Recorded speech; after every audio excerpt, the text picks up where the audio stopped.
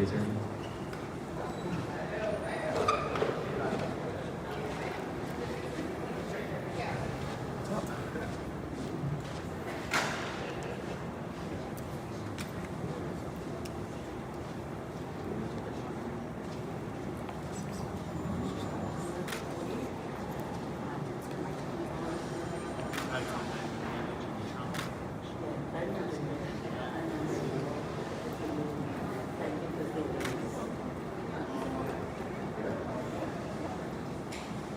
Guys, welcome.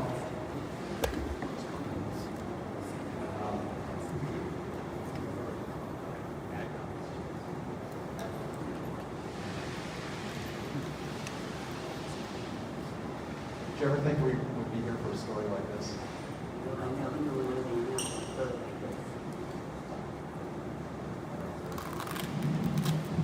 this. So, everybody, thank you for being here. This is an incredible story, as you all know.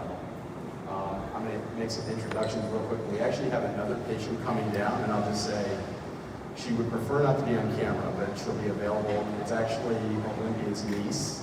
So we're going to have her on the side if anybody would like to talk to her after the fact. But no cameras, no pictures, no videos. So if you guys can abide by that, we appreciate it. So this is Olympia Outen, Olympia. Last name Outten. Yes, sir. Correct? We have Dr. Victor Vargas. He is our Chief Medical Officer for the hospital division at the Health First. And Dr. Scott Zanoni, who's a trauma surgeon. He is our Trauma Medical Director at Health First as well. So I'm just going to kick this off, Olympia, with you. Most important question of the day. How was the food? The food is great. I must say, great. What's your favorite? My favorite is the cheesecake, the lemon cheesecake. Oh, cheese. I heard you like the salads. Oh, yes, the salad is all right. The salad is good, especially the steak. The steak is The awesome. steak is good? The steak. I don't know if we have any food and nutrition guys here, but kudos. Good job, guys. So, Olympia, we're going to ask you a little bit. So, you're here to tell us your story. Yes, no problem. What happened? We leave from Shaver. We have to go to Freeport. When we leave from Shaver, we into Freeport. We went into a storm. We went in a storm. He said he's trying to duck the storm. But when he ducked the storm, the plane started to shake just a little bit. But he got out of the storm. And when he got out of the storm, he said he saw land. He said he saw land. He said, y'all look around and see, y'all see land. And everybody, me and my two sons, we were saying, yes, we see land. He was saying he see land. But all the time, it just was the cloud. The cloud looked like land. All the time, water was around us. And we saw boats. My niece saw the boats.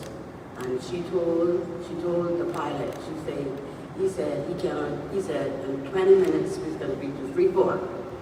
And after the 20 minutes was up, we noticed we didn't see Freeport.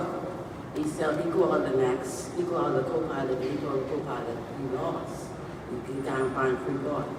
So my niece told him, she said, the best thing to do is to land the plane between the two boats. Because if we land the plane between the two boats, they'll be able to see us and they'll be able to save us. So he said, okay, but time she told him that he already passed the boats then. We was too far from the boat. So after when she looked on the outside, she noticed she see the propellers moving. She noticed the motors wasn't moving anymore. And she told him, she said, the best thing to do is to put the plane down in the water. So I say, put the plane in the water. I say, how you gonna put the plane in the water? If we put the plane in the water, how are we gonna live? So she said, Auntie, that's the best thing for us to do. That's the only way we can get saved. She said, because if we stay in the air and we run out of fuel, the plane will come down fast. So she said, you lower the plane down, lower. And he lowered the plane down. And the gentleman tell him, say, turn the motor down to go down to the sea. When he turned the motor down, and when he came down, everybody, my son was to the emergency door, and the next gentleman was to the exit door. And the same time when the plane hit the water, he said, open. And I told my son, I said, open, open, open. And when they opened, all we heard, bam! And when they heard bam, that's when the dog come on and it hit the gentleman in his chest. And when it hit the gentleman in the chest, my son let go of the door because the door started to pull him out of the aircraft. So my niece, she got everybody get out. The water, I was done sitting down, everybody, I was trapped because I still had my seatbelt on. I get thrown into the water. So my son said, Mommy, let's go, come go. I said, I can't move. I said, I'm trapped. And he turned back, he came back, and he unloosed the seatbelt. And I went to the door. And when I went to the door, I started still to the door. Thank God he was get there, because all I see was more dark water around us. And my niece, she was on the wing. And she told me, she said, Annie, she said, swim. I said, I can't swim. She said, you have to throw yourself in the water and flap your foot. So I said, okay, and I flapped my foot. And she said, hand your hand. And I held on my hand. She put me on the wing. Then she was on the wing. And everybody was in the water, was flapping in the water. And my son, they was looking for the little crab, was inside the plane. And my son saw it, and he pulled a little red thing, and he said, Mommy, they all jumped in the boat. So I get in the boat, everybody get in the boat. There was 11 of us. We was over there for 5 hours. We was in a little storm. Marines beating on us. We thought no one would have saw us. But I thank God, the U.S. Marines, they saw us, and they saved us. And I keep on telling them, I say, Lord, save us, Lord, save us. If someone see us, Lord, let someone see us, because to be out in the sea, to be out in the water, and to be out there for 5 hours, and they see no land, and they see no black water, we thought we wouldn't live. All I was saying, I was praying, and asking God to send someone for us. He sent someone for us, and then she saw the plane. When she saw the plane, I said, what plane you see? She said, Annie, see the plane out there? I said, I ain't see the plane. It's like the person I can't see from far. And when the plane came close, that's when I saw the plane, and the plane circled around us. And they circled and circled and circled. And then when they circled the last circle, that's when they dropped the other rest of the lifeboat inside the water for us. And we pulled the lifeboat and we separated, so the boat couldn't sink because water was done getting inside the boat where we was in. Water was done getting in there, so we started to keep bailing out so the boat wouldn't sink. And then the Marine, and they came, they died down, come down, and they saved all of us. And I appreciate that. And then my son, the one who's had asthma, he was puking, he got asthma attack. The young lady, the little last girl, she had a heart attack. And I was putting her in the living boat because she couldn't swim. And she's there and she can sing. I said, you can sing, baby. I said, you're going to live. I said, I know about heart attack because I already had heart attack before. And I put her in the boat, me and my son, and we put her in the boat. And she started crying. I said, baby, don't cry. I said, I want you to feel. I said, all we have to do is pray. The best thing to do is pray. Because only God could change things, only God could allow and to touch people's hearts. I said, somebody can come and save us. And that's how I tell my niece, somebody come and save us, and that's where she saw the plane. And when we see the U.S., that's when all of us start crying in the boat. Everybody's rejoicing to know that we get saved because we thought we was going to die. That was a scene, just like it was a movie, because we used to watch it on TV, but never known we was going to be in that type of situation. To see us as the human, we thought we was going to die. But like my niece said, the best thing to do, pray. Because once you pray, God will change things. Once your heart is pure, He's going to help you. He's going to see things through. And he see things through because he said in the Marine, we never known they would have seen us. We never known they would have heard us. Because we already called it the Freeport and telling people we're having difficulties. But Freeport didn't never say, well, let me send a Coast Guard to see if to see what's going on with them. And they noticed, they see the plane, they should have sent a Coast Guard to see to see if like the plane going on, to see if the plane went down. But time was in the Marine eras, and they came to our rescue. And I appreciate them, and I love them. I always love them, and I thank God now, never want to go back on no more plane. Never want to go back on no plane, I'd rather a boat. Hey, no more plane. if I could ask, you were not supposed to be on that plane. No, I didn't go to be on that plane. Okay, and you were on that plane with 2 sons. Yes, And my your 2 niece. sons. Yes, and my niece. Explain, why were you not supposed to I be on didn't the go to plane? be on that plane because they had already booked a plane ticket for me from Friday. We were supposed to be on the Flamingo airline. But the Flamingo airline, the lady who booked the ticket, she booked the ticket wrong. She booked the ticket for us to come out of Bimini, which is she supposed to book the ticket for us to come out of Albuquerque. So we called Kingsley, we called our senator and tell him. So he told me, he said, Mr. Alvin, don't worry, he said he's sending in a charter coming in from Nassau, you and your children to jump on that charter because he's sending them there for us. That's how we get to go on that plane. And my children, we didn't supposed to be on that plane, we supposed to be on Flamingo Air. But the time was, we still live. There's 11 of us, and 11 of us live. And I thank God for that because for 11 people to live on a craft, all 11, that's a miracle. It's really a miracle.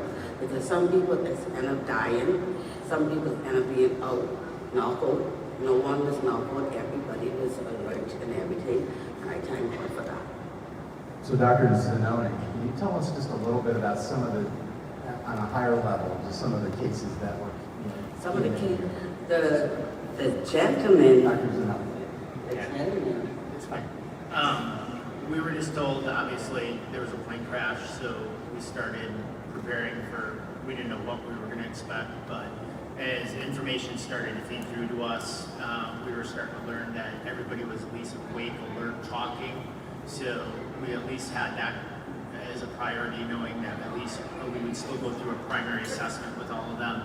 I think we ultimately had 2 actual trauma alerts that were upgraded. We were given information from EMS prior to arriving to our trauma center, and then once they started coming through the door, we started assessing them. We started to learn that there was a lot of minor injuries, anything from broken bones, lacerations. We were concerned about some blunt force injury, especially from the gentleman that was hit by the door. So everybody was worked up, especially based off the mechanism of injury. You know, being in a plane crash, we didn't know how hard or how soft that landing was. Not only that, but several of the passengers had medical issues. Some of those were exacerbated by this accident, so they were also treated for those as well. So Dr. Vargas, all 11 patients were brought here to homes ultimately. What goes into the triage process in terms of identifying? So from the time they're in the air, they're out in the ocean, they're in the air, they land at the airport here in Melbourne. How is the coordination? What does that look like between our hospital, your teams, fire and rescue, transport, whatever that looks like? Can you talk a little bit about what that triage looks like? How do you coordinate to get from this organization to that organization and then have ultimately all patients are here? Yeah, so the triage process and moving patients is a very dynamic process. That's coordinated by the EMS team that's on site, also with incident command. They have to look at several factors. What are the injuries that they're seeing? What's the transportation time? The facility capability. They also look at the assets within the hospital. And do we have capacity to do that work? So that's all happening real time in flight. And that's being communicated back to the trauma center. If it exceeds our capabilities, then we will have to use multiple facilities to take care of these patients. So Dr. Zimmerman, we train for this all the time.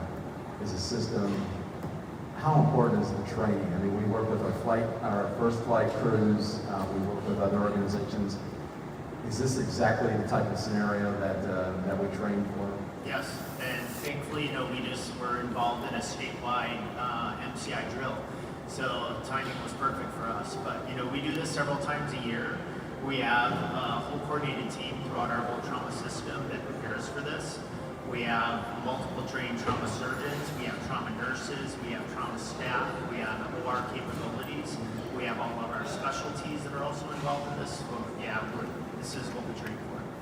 So they were brought here, is it because of locale, or were they the closest to this hospital, or is it because of the trauma center? How exactly was the decision made based on where they were in the ocean?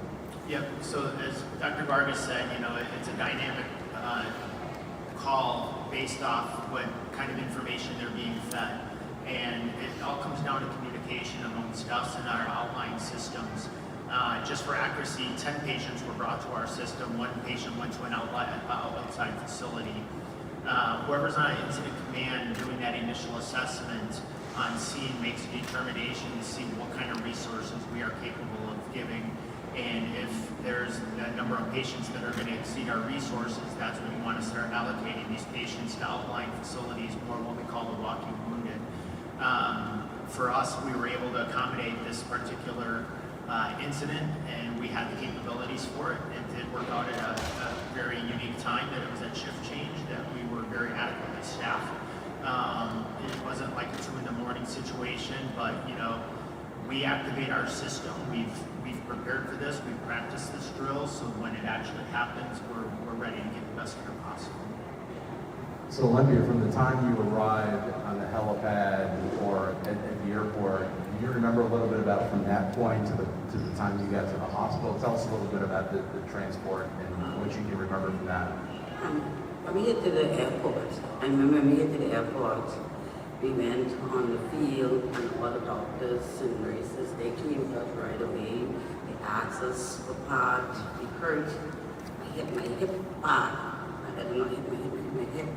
And they put me on the stretcher right away. And they transferred me right to the trauma hospital. They transferred me right away because I suffered a cell also. So they rushed me and they hooked me up and everything. Came to me, gave me right there. I appreciate that. So what's next for you? You gonna head home today, do you know? I pray God I go today because I would like to be with my family. What would you say to these 2 gentlemen beside These two you? They're gentlemen. part of a bigger team. Yes. I know you were talking a lot about the nursing staff. Oh when yes, you're coming their down. staff was nice. Their staff was really nice. They take care of us really nice. I must say, they done a wonderful job. To us, they done a wonderful job because I never had no nurse and doctor take care of me the way how they take care of me, I must say. In Freeport, they do take care of us like how these said take care of us. But these here, they do let you come with your bed and somebody in on the side of you. They can make sure you don't fall down or nothing. If you have a swing hand or something, they have somebody right there to hold you up. And I like that. I appreciate that. I never been treated like this. I treat nice, I must say. They treat me wonderful. Have you had a Appreciate it. have you had a chance to talk to some of the other individuals that were on the plane with you since that point? I know. Yeah, I talked to my sons. I talked to my 2 sons, and I talked to the lady, the young girl who had a heart attack. I talked to her. I asked her how she's doing. She told me she's doing good now. She leave yesterday. They leave yesterday. She called me and she let me know she's all right. So when you get back to this store, is there going to be a celebration, or you guys going to gather? What does that look like? When we get home, I know there'll be a gathering because everybody will be want to know how it was, how we feel. I don't know how my family members, everybody will know how it's going. And I don't know. I don't know the staff, the staff in Freeport. I don't know they can be there at the airport to ask me certain questions. Because they done call me and ask me if I come, can I come home? I tell them I can't say. I only can say it for the doctor give me. Tell me I can go. I'll let y'all know. So Dr. Vargas, you've been on the other side of this as well. So you've actually been on the rescue side. How's it different? You've been able to see how that works. You've been a part of that. Can you give us an example? And you're telling me about one that you were part of 10 years ago or so. How does that help you now in terms of when you're experiencing this and you know these patients are coming in? You've kind of been on that other side. You can kind of understand what they're going through at that point. Yeah, so being part of the 920th Rescue Wing and retiring as a pararescue flight surgeon, we've had some successful civilian search and rescue missions off the coast of Melbourne here and brought patients back to Holmes Regional Medical Center. The value it brings for me and for the organization is I have knowledge of what the teams are doing out there in the ocean when they're rescuing patients. And I'm able to translate that information to our team here with the hospital administration so that we're prepared to take care of these patients. I'm overwhelmingly happy and joyful for this family and for all of the victims of this airplane crash. It's well coordinated. The training that we do as a hospital organization and training that we do alongside of our civilian partners and our military partners really echoes our commitment to taking care of our patients in the community. I'm not sure if we have anybody in the crowd. I know we had requested maybe some of our partners with fire and rescue, the county EMS. What would you say to them here in attendance? I really just wanted to say, give our appreciation and gratitude for the coordination with all of our civilian rescue partners, Brevard County Rescue, Melbourne Rescue, the 920th Rescue Wing, Coastal Ambulance, everyone, everyone that I can't think of, I apologize, but everyone was working seamlessly to ensure that these patients were picked up timely, brought to the appropriate place and treated quickly. So I think that's all we have. I know we're going to take a few questions from the media, so if you guys... Thank you so much for speaking with us. We really appreciate it. It's amazing everything you've been through. Can you tell me how old are your sons? Where are they now and how are they doing? I have a 25-year-old. That's the one that got his neck injured. I put in the emergency door and he pull his shoulder out of place. But he's doing good right now. He's doing good now. The nurse let me know he's doing good. They just gone back. And then I have a 22-year-old. That's the one who's got asthma attack. But he's doing good now. They just gone back to Nassau. Everybody's doing good.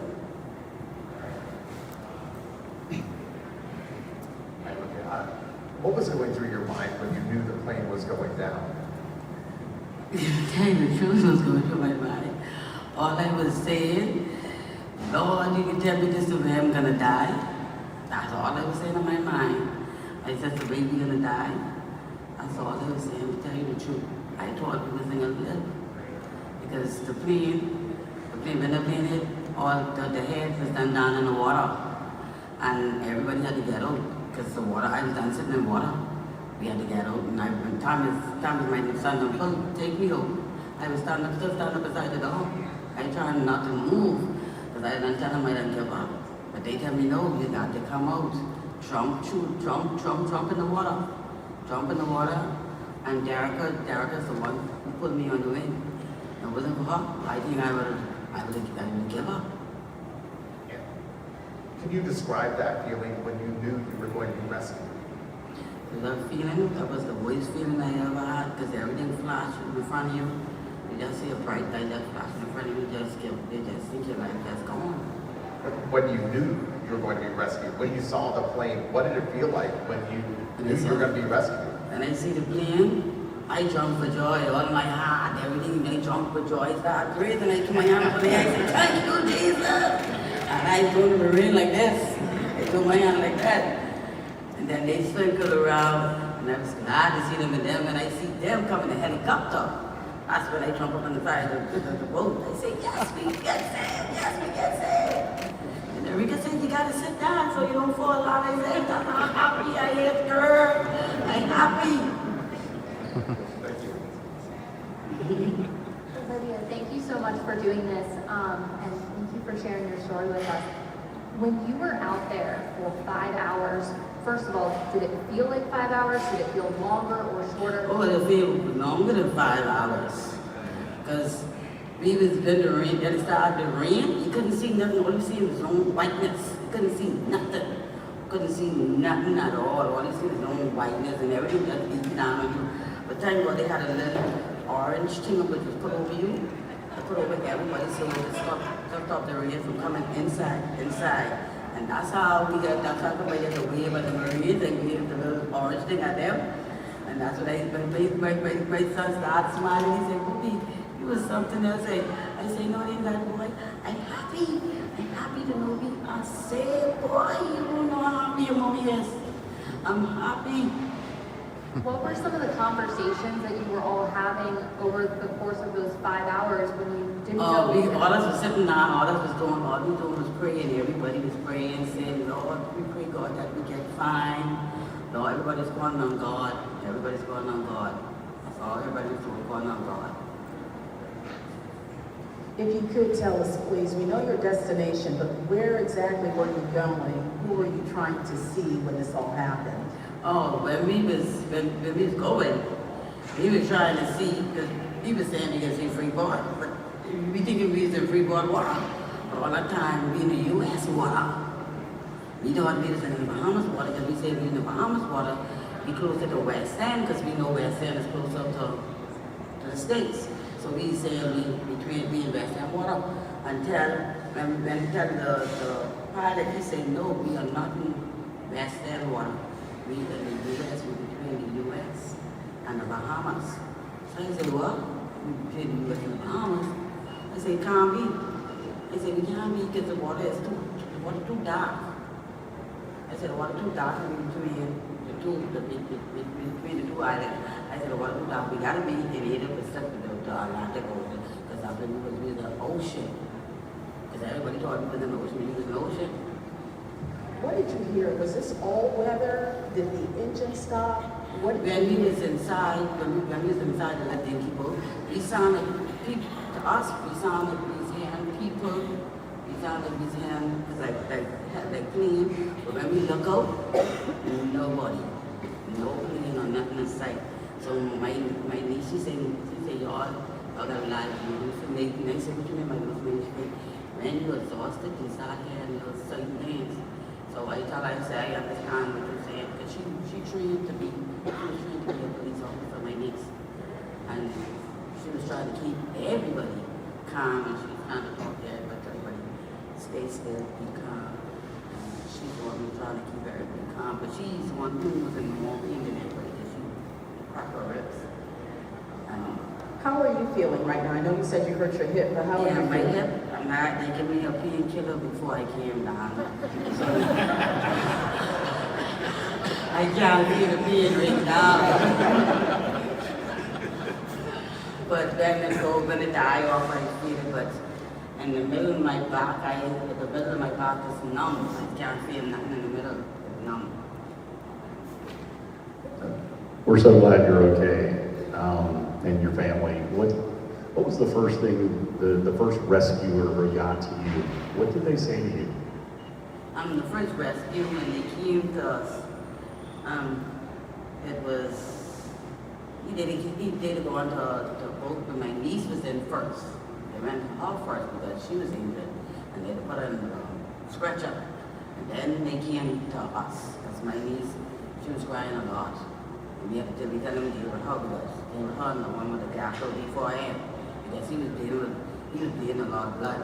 And I tell him to take off his singlet, to tie the wound, because as long as you trip him with blood, it can cause a lot of shots. And then we couldn't take it. I couldn't take that because nobody else around. So I had to tie up even one. They said, Miss, but it hurt. And they said, yeah, don't worry about that. They said, it's best to tie it up so we don't have no shots around us. As long as shots around us, we have problems. I said, we can't take that. So we said, okay, no problem. I'm like, tie up here and everything. And they made sure everybody was all right on the craft where I was on. Because they sent 2 craft down for us. They separated. And I take all the stuff who was wounded, all the stuff who was wounded, who was hurt, who was on the craft with me. But the one who had the chest problem, he was on the craft with my niece. That's when we get hit in his chest. He's taking the craft up. But the next one with the wounded, I keep him. Because I know they don't know nothing about pre-life health. I know what pre-life health. They know patients and stuff like that. So I keep him next to me and I tell him, make sure to keep talking to the one who get hit in his chest because his eye did not turn red. So we tell him to keep talking to him so he wasn't cross sleep. So keep talking to him, keep him awake. And we keep him awake and we keep talking to him, we keep talking to us to keep awake. That's how he stayed awake and that's how come he didn't fall or nothing. Is there something you'd like to say to this team that came to your rescue and came to bat for you and your family and all the passengers on board? Yes, I appreciate the Marines, them, because us, and they say we might find them, because if it wasn't for them, we probably would still be in there right now, still floating somewhere, or floating somewhere going to some other different island. But thank God for them, and we appreciate them. Y'all got some good Marines. Get some good Marines. If you could just please tell us one more time about the moment when you realized something on the plane went wrong. Was it a sound you heard? Was it the way that the plane was moving? Something? What was that? How we know something was wrong? When he called the gentleman from the back, he went to the pilot. And when he went to the pilot, when he came back, my niece, he talked to the gentleman on side of my niece, and my niece noticed, she said his eye open up big. And she said, something ain't right. So I said, what you need? Something ain't right. She said, something ain't right. She said, I don't think something ain't right. And we went to the back, and we talked to the gentleman, and I can say, you can't find free board. That's when I said, what? You can't find free board? I couldn't believe it. This said he's a pilot. And then, how come you can't find free board? He said, he got to say the GPS going on him. And then the wing, one of the thing, it was only, the plane was only riding up on one wing, on one propeller. And then when that shot off, he got to try to start the next one, he had to start. Then the plane dropped. And the plane dropped. I said, oh Jesus. That's where my niece said, man, the plane in the water. So she got to feel like drop it. Hey, I got to start making it. So she said, drop it in the water. That's what they turned and was down. I don't know what I had. I give up. Because I say I don't know what. So everybody goes out. I can't let it. Because I don't know what. I was so scared. That's the first time I ever seen that light flash in front of me. And then my first thing I said, I really let it flash in front of you. I said, I never known that would ever play that would ever happen. And I thank God for your means. Thank God for that. We know that you do not like flying. So what was it like getting hoisted into a helicopter? Pardon me? What was it like getting hoisted into a helicopter? Oh, As you don't like flying.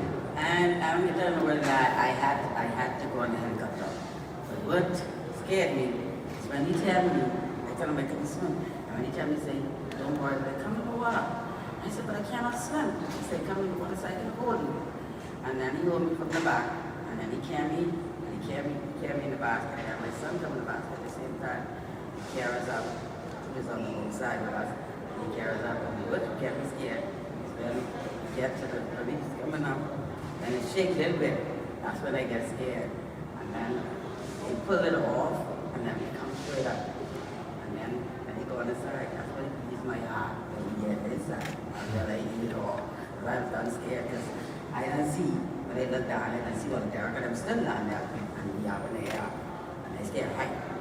So when they get in the plane, that's when I eat it all. I say, Jesus, I am being hallelujah. I see you. And they sit right down in the church. And I hold their hand and I pray with them.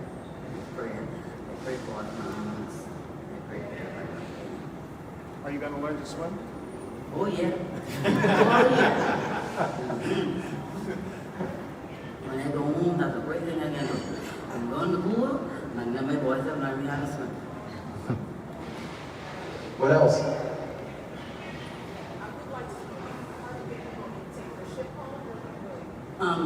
We didn't know as yet until Red Cross tell us they can let us know if we can take the aircraft or we can take the boat. I don't tell them I don't go on no plane. I don't care if it's big or it's small. I don't go on no plane. I'd rather take the boat. Any other questions? Oh, the pilot? He alright, but it's just like he in a trance. Like he can't believe this happened. Because after it happened, when we was in the boat, he said he's not going to fly anymore. Because he's been being flying for 25 years. He said he's not going to fly anymore. So the gentleman told him, say, no, don't give up on your career. Say, because that's a big career you have. Say, don't give up on it. He said, but to know that's his first time crashing with 11 people on the plane, he said he's not flying anymore. He doesn't let go. They say I'm not flying anymore. I think that's why I no more plane.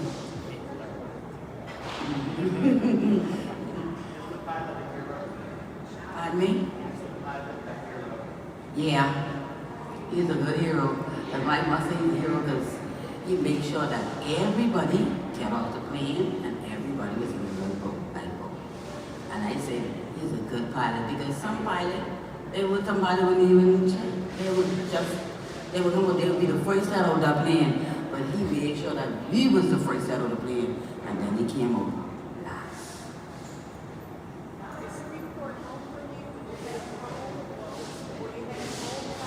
Yeah, we was going home to Freeport to vote. Because that's what we was going to do. We was going to go Malachi X. That was our date to Malachi X. And we called the senator, and when the senator said he fine about it, he was so shocked. He couldn't believe it. Because he said he knew that we were supposed to come to Malachi X. He noticed the plane didn't never reach. And when he tried to call one of us, he noticed our phone just going, but he wouldn't get through us. And he called to the airport, and the airport told him the plane crashed. That's how he got to know the plane crashed. He called to the airport.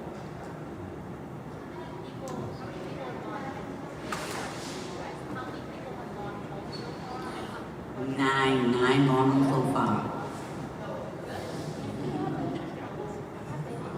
Any other questions, guys? So what I would love to do, a little housekeeping, is anybody from Health First, staff, physicians, nursing, we'd love to get a group photo because then I know we want to cut our physicians loose, and then if we want to have a few additional questions with the patient, we can do that.